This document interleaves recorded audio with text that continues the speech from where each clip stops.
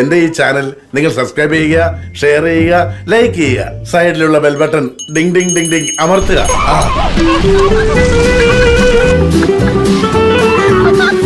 ഒരുപക്ഷെ മലയാളത്തിൽ താങ്കൾ പുതിയതായിട്ട് പഠിച്ചൊരു വാക്ക് പറയാമോ? നമുക്ക് ചോദിച്ചു പോവാം. അല്ലല്ല, എനിക്ക് ഞാൻ കേൾക്കുന്ന വാക്കുകൾ പറയാതിരിക്കണം നല്ലതാണ് എൻ്റെ സ്റ്റാഫ് എന്നോട് പറയുന്നത്.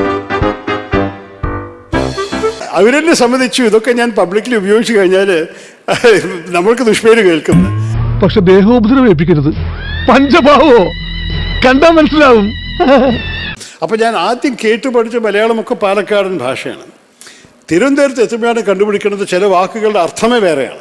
മേ വരുമ്പോ ഹേ അല്ല ഹും വെക്കണം, തും വെച്ചാലോ, ഓ വെക്കണം, ആപ്പ് വെച്ചാലോ, അപ്പൊ തിരിച്ചു വെക്കണം. പിന്നെ ഒരു ചുമയുള്ളപ്പോൾ അയ്യോ എനിക്കൊരു കൊരയുണ്ട് പറയുമ്പോൾ ഈ ആരാണത് ഒരു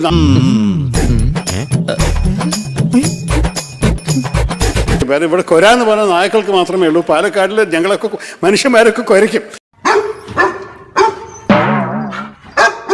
ഡൽഹി ഇതൊക്കെ കാണുമ്പോൾ കേരളം ഒരു ചെറിയൊരു സംസ്ഥാനം പോലെ തോന്നും. പക്ഷെ ഇതിന്റെ അകത്ത് വലിയ വ്യത്യാസങ്ങളുണ്ടെന്ന് പഠിക്കാൻ. എന്ത് പുളിയാണെങ്കിലും ആ കളി ഇവിടെ നടക്കില്ല. എവിടെ ചെന്നാലും താങ്കളുടെ പടം എടുക്കാനായിട്ട് വലിയ ക്യൂ ആണ്.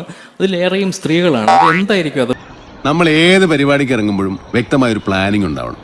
അതിന്റെ കുട്ടൻസ് എന്താണെന്ന് അറിഞ്ഞാൽ ബാക്കിയുള്ളവർക്കും അല്ല, പടം ആഗ്രഹിക്കുന്നവരോടല്ലേ ചോദിക്കേണ്ടത്. ഞാനൊന്നും മിണ്ടുന്നില്ല, ഞാനൊരു വികാര ജീവിയാണ്. പാവം ചില സ്ത്രീകൾക്ക് അനാവശ്യമായ പിന്നെ ബുദ്ധിമുട്ടുകളും വന്നിട്ടുണ്ട്. എൻ്റെ ഒപ്പം ഫോട്ടോ അവർ ഫേസ്ബുക്കിൽ ഇട്ട ശേഷം. My phone number is 2255. അപ്പോൾ അതും ആ ഡേഞ്ചറിൽ നിന്ന് ചൂണ്ടിക്കാണിക്കണം. ആളറിയാതെ പറ്റിപ്പോയതാ. അയ്യ പൊക്കോളൂ. വെടിക്കെട്ടത്ര പോരാ, എന്നാൽ അവസാനം പൊട്ടിയ ഗർഭം കലക്കി ഉഗ്രൻ. ശകലകലാവല്ലഭൻ.